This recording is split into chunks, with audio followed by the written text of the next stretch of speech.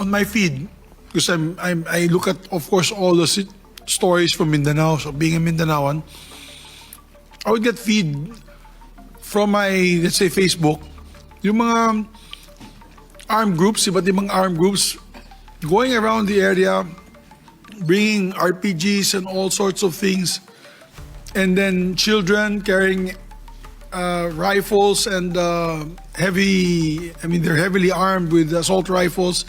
And in some videos that I get, sometimes MP Rasul, pinapadala niya sa akin yung videos. Siya nagpapadala sa akin. Na sila, nagta-target shooting. Dala heavy, may mga Barrett pa, kung 50 caliber, kung mga bata, pinapabaril ng AK-47. So parang ang pangit tignan. And I think the AFP is still the Armed Forces of the Philippines, including BARM, di ba? You guys are handling the BARM area. You're still the lead protector of the people together with the AFP. Maybe I'll go to the AFP to ask them on that issue on the proliferation of loose firearms in that particular area. We, of course, the political process, we have already done our part. Nandyan na po yung BOL. No? We need also the BARM government to assist us. But it's quite alarming the number of videos that I've been getting on a daily basis on people with these high-powered firearms. Na hindi naman po sila MILF kasi our MILF are our partners. The MNLF are our partners, I believe our partners, together with the MILF.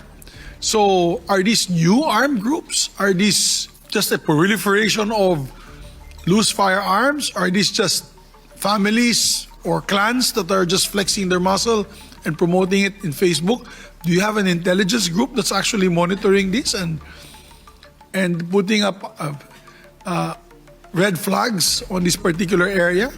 Siguro kailangan natin maisagot yan kasi syempre natatakot yung hindi lang tagalabas ng arm, pati sa loob ng arm, loob ng BARM. Because these are peace-loving people. My brothers and sisters in the BARM are peace-loving people. So of course, it's alarming to see all these videos that we've been getting from Facebook. Ano po masasabi ng ating kapulisan at syempre ang Armed Forces of the Philippines?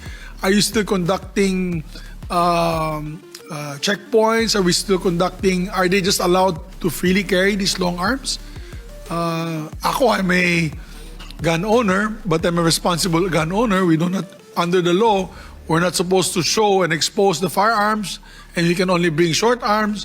Pero dito sa area, parang mga ano pa rin parang proliferation of private armies and armed groups.